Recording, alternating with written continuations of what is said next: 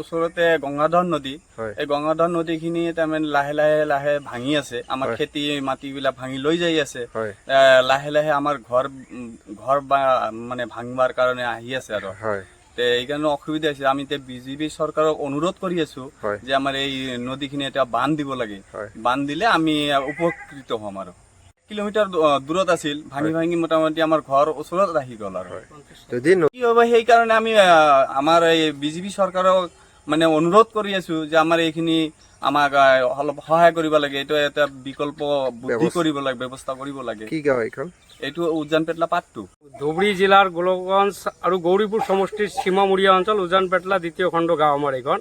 আমাৰ ইয়াত গঙ্গাধৰ নৈৰ যি গৰাখহনীয়া, এই গৰাখহনীয়াই একদম বিভীষিকা মানে সৃষ্টি কৰি দিছে। এই চালে আপুনি গম পাব নিশ্চয়। আমাৰ ঘৰৰ পৰা 50-60 মিটাৰ দূৰত নদী আহি পালে, আগত কিন্তু ভালে দূৰত আছিলে। বিগত দিনত তেনেকুৱা গৰাখহনীয়াৰ প্ৰকোপ নাছিল। এইবেলি মানে একেৰাহে ভাঙি আছে, মানে নৈৰ পাৰ এনেকুৱা।